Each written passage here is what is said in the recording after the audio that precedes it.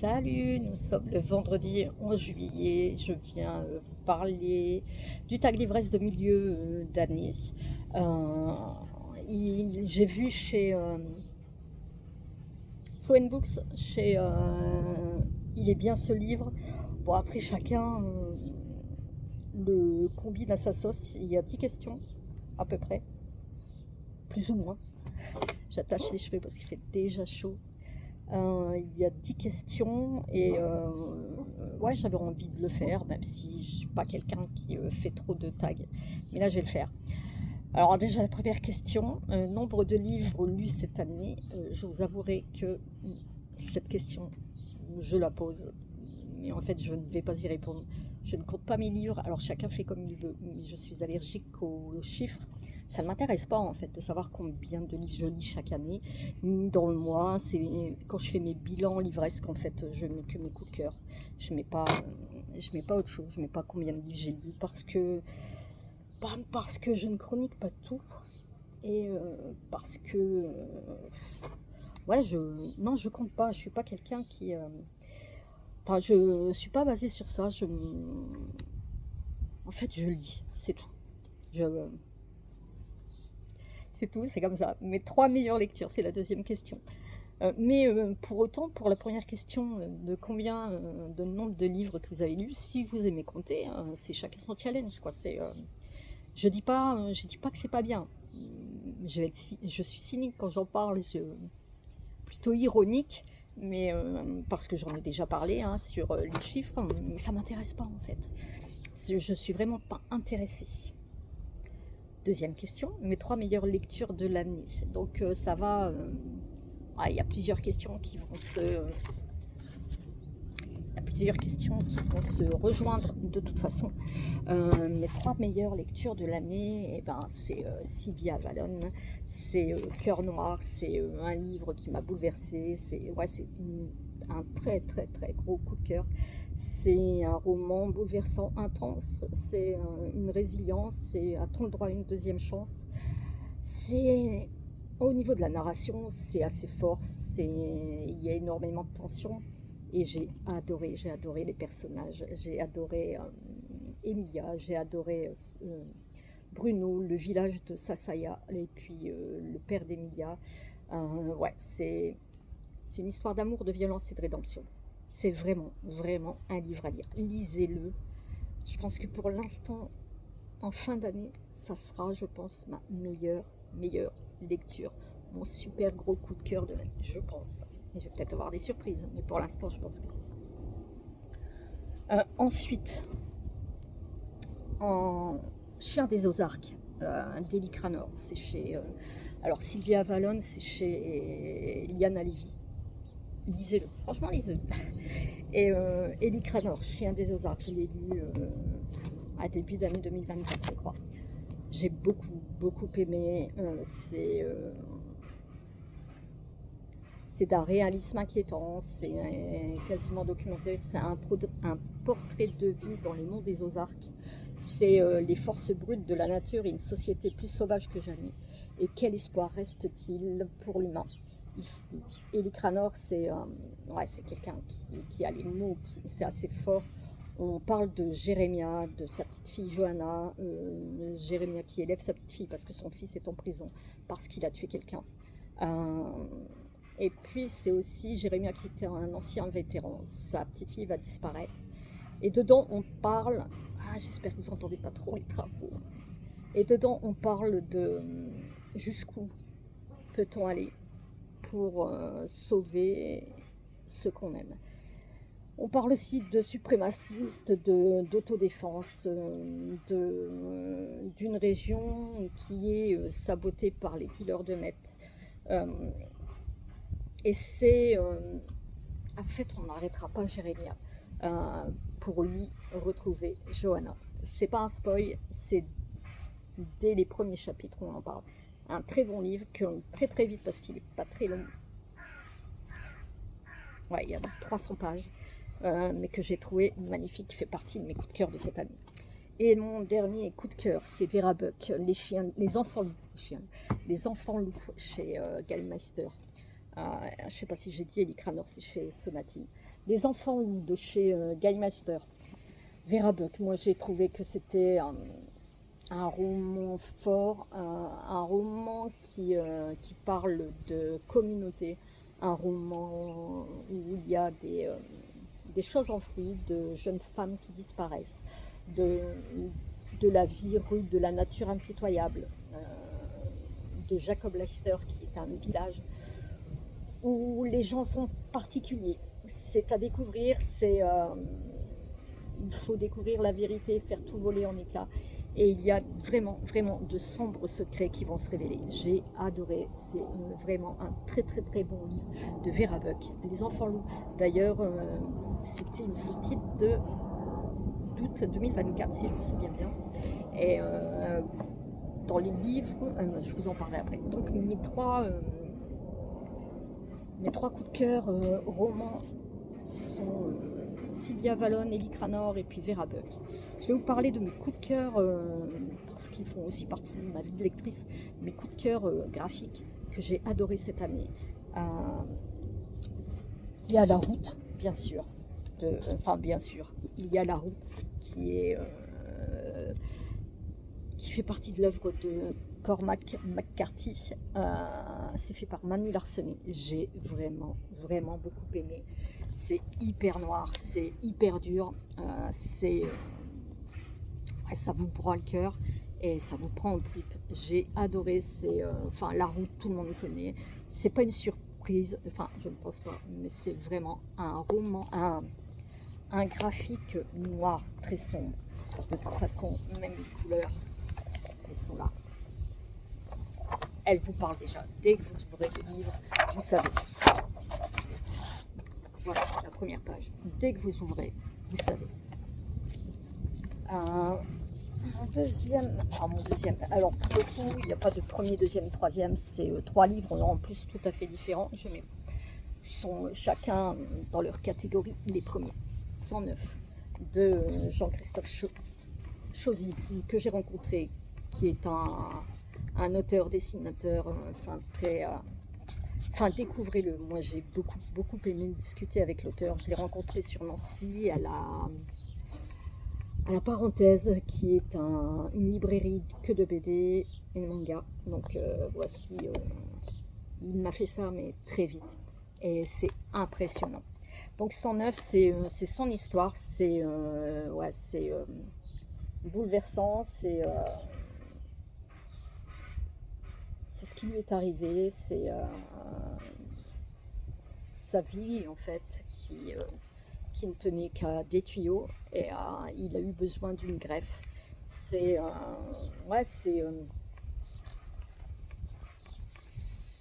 un livre qui aurait pu ne pas être là, que l'auteur aurait pu ne plus être là non plus. C'est un livre hyper bouleversant, c'est un livre qui raconte sa vie, ses déboires, c'est la perte de poids, qui raconte les médicaments, qui raconte sa greffe de moelle, le merci qu'il a à dire à sa sœur parce qu'elle était compatible. C'est vraiment, vraiment quelque chose, un livre qui, moi, m'a bouleversée, qui m'a fait monter les larmes. Donc, vraiment, vraiment, lisez-le. Jean-Christophe Chauzy, et c'est 109. Et c'est chez Casterman, je crois. Et La Route de Cormac McCarthy, c'est chez Dargaud. Un livre, dès qu'il en sort un, je l'achète systématiquement. C'est L'Homme étoilé, qui ne marchera jamais seul. Pareil, moi c'est un livre qui m'a bouleversée. En fait, j'ai pas deviné. C'est difficile d'en parler, de ne pas spoiler. Elle attend un enfant, Clémentine, et puis son homme Simon, en fait, il s'éloigne peu à peu. Elle se heurte, elle voudrait qu'il l'aime à nouveau, mais elle se heurte à un vide complet. C'est bouleversant, en fait, l'homme étoilé, elle se sent tellement seule, il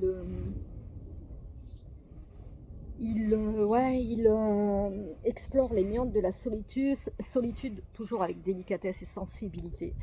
Si tu me suis sur Insta, tu sais que j'adore Xavier, l'homme étoilé. C'est plutôt, alors je vais pas dire que c'est quelque chose d'intime, enfin un livre intimiste, mais ça sort de ses derniers bouquins où il parlait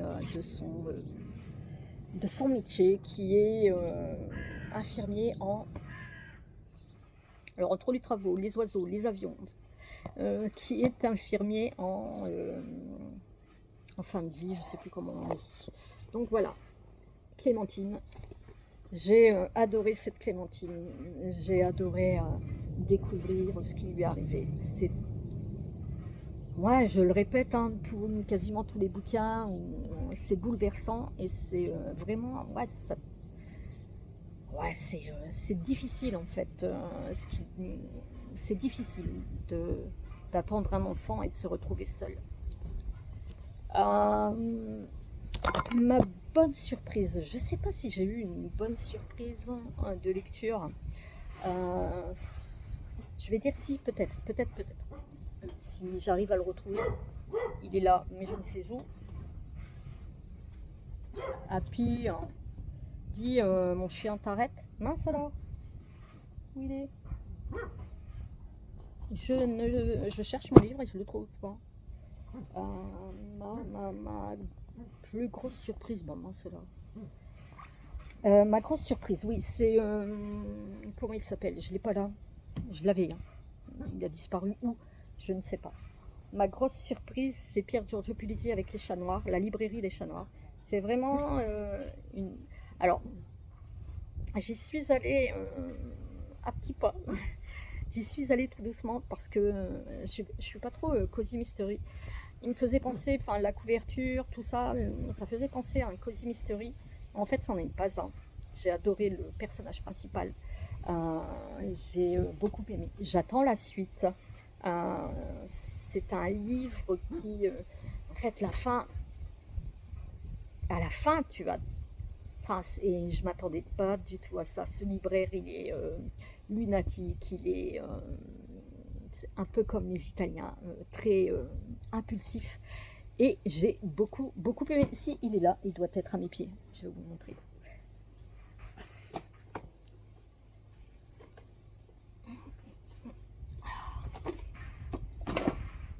Ça, c'est chiant. Hein.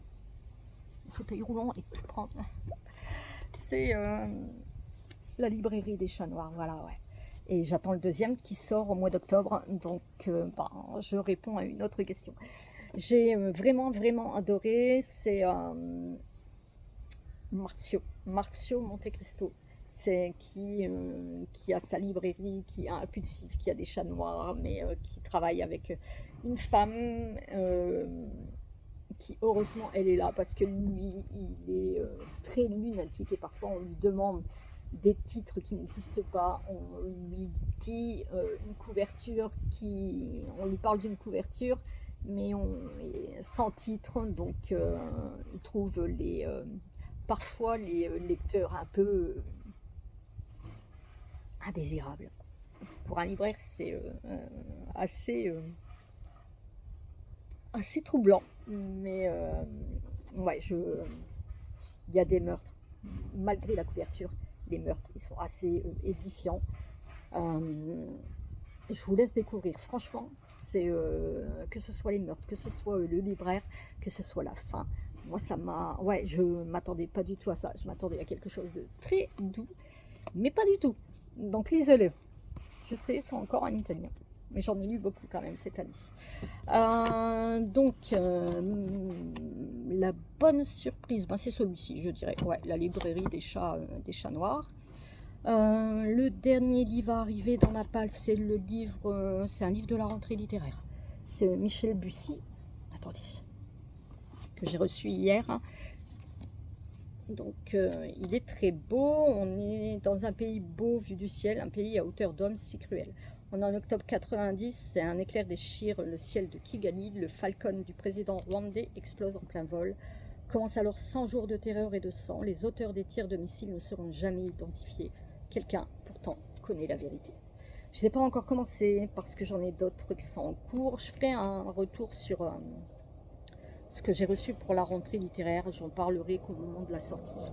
Enfin, je ferai un retour de lecture au moment des sorties, si je les ai tous lus. Et, mais pour l'instant, j'en ai commencé un sur NetGalley, sur ma Kobo, je vous le dis après.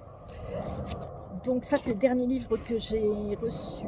Un roman que j'attends dans les prochains mois. Bon, je vous ai dit, hein, La librairie des chats noirs en tome 2, il sort en octobre. Et puis, chez Calman Levy, c'est pourri. Chez Calman Levy, c'est Donato Carezzi que j'attends. Même si je n'ai pas encore lu le dernier, même si je n'ai pas aimé l'avant-dernier, j'attends son prochain. Ma plus grosse déception, alors Gabriel Garcia Marquez, le dernier qui est, je sais plus le nom, je regarde, je l'ai mis en boîte à livres, donc je vais pas vous le montrer. Mince. Alors entre la tablette, ma Kobo, ouais, ça oui, et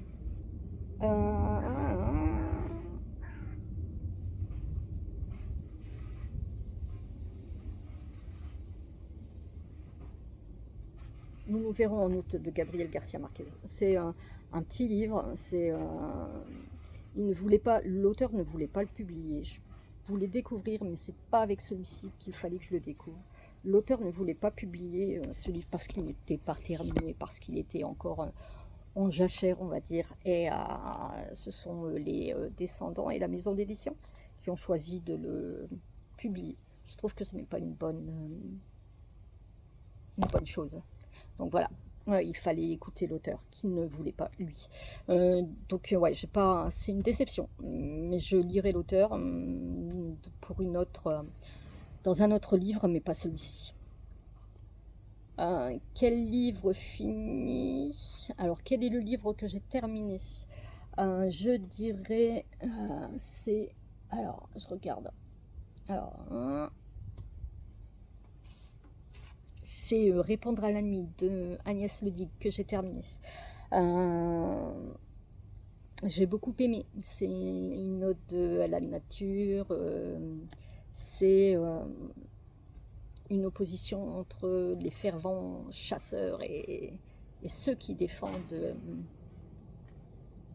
le monde animal comme le monde végétal. Enfin, alors les extrêmes des deux côtés qui ne s'entendent pas, qui vont s'opposer. Et ouais, j'ai beaucoup aimé, mais c'est vraiment, vraiment une ode à la nature. Et ce que l'on en fait de cette terre qui nous survivra, on disparaîtra, mais la terre nous survivra. C'est inéluctable, c'est ce que l'on fait. C'est tout ce que l'on ne fait pas aussi. C'est de toute façon déjà avec la dernière loi qui est passée, la loi du plomb. Enfin, c'est inadmissible. Mais bon, je ne vais pas m'étaler sur ça. Les livres que je suis en train de lire, il y a Les Récités de Jacques Ravel. J'avance pas trop, mais parce que je lis 3 livres. J'écoute aussi. J'écoute. Attendez. J'écoute. Marc Lévy, Les Enfants de la Liberté, que j'aime beaucoup. Je ne vais pas trop en dire parce que j'en suis qu'au début, mais j'aime beaucoup. Et je lis en même temps un livre de la rentrée littéraire, John Boyne, Les Éléments, que j'aime beaucoup aussi. Sinon, le prochain livre que je vais lire, les prochains livres, c'est Plus grand que le ciel, c'est Virginie Grimaldi, c'est pour aussi le challenge de Stelfic sur Instagram, le challenge juillet sororité. Et puis le 15, nous sommes 3 à lire Les Lions en hiver, c'est la saga des Florio, c'est Stefania aussi, c'est une italienne, j'avais adoré le premier, c'est un coup de cœur son premier. Le tome 1, le tome 2, c'est une continuation du tome 1, donc c'était déjà vu, et le tome 3, je sais ce qu'il va se passer, rien que le titre, Les Lions en hiver, il va y avoir des complications. Donc ça, et puis qu'est-ce que je compte lire aussi? Je compte écouter Voici demain, de Valentin Musso et de continuer John Boy naturellement. Ensuite, un moment qui a marqué ma vie de lectrice, je dirais que mon challenge italien, ouais, ça, parce qu'on est un groupe, ouais, depuis que je le fais,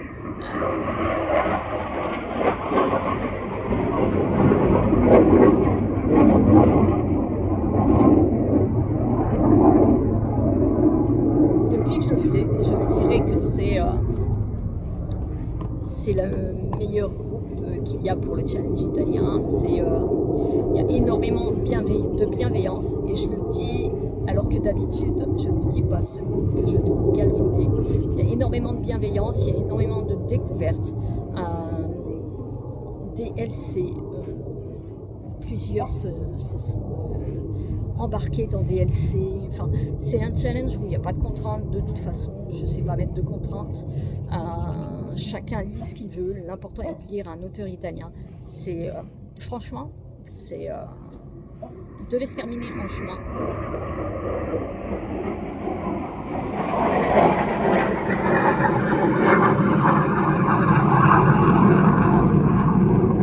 Décidément.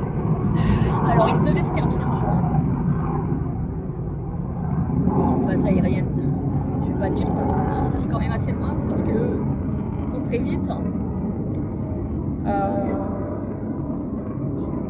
Ouais, j'étais en train de me demander, le challenge italien devait se terminer en juin, mais certaines ont décidé de continuer de lire une fois par mois un livre d'un auteur italien.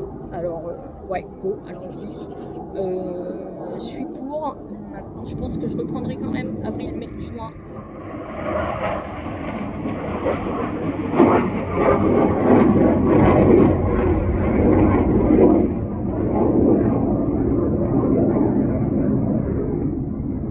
Je sais pas si j'ai choisi la bonne heure pour faire ce retour de milieu d'année. Donc ouais, l'année prochaine je le reprendrai en avril, mai, juin. Le but sera de lire le plus d'auteurs italiens. Mais là, un livre par mois d'auteurs italiens, ouais, ça me botte, ouais. Et ma palle va s'agrandir, hein, parce que j'ai commandé Silvia Avallone. Je continue avec cette autrice que j'ai découvert l'année dernière, l'année d'avant, je sais, non, l'année dernière, et que je continue et que j'aime beaucoup. Donc voilà, ouais, c'est un bon moment. J'ai pas fait pour cause de problèmes de santé, je n'ai pas fait et d'absence, je n'ai pas fait de salon. Je pense peut-être y remédier d'ici fin d'année, je verrai bien. C'est peut-être une option, on verra bien. Donc ça, et la dernière question, est-ce que j'ai pris des résolutions? Alors c'est comme les chiffres, les résolutions et moi, c'est pas mon fort. Moi je suis quelqu'un d'assez bordélique.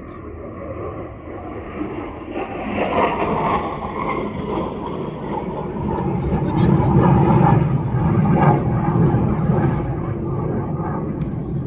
Moi je suis quelqu'un d'assez bordélique, quelqu'un qui va par coup d'impulsivité, ouais, par coup de sang. C'est assez...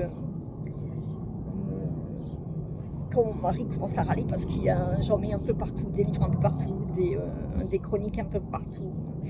Mais je m'y retrouve, hein, c'est un bordel organisé, alors que lui, il est très carré dans ses affaires.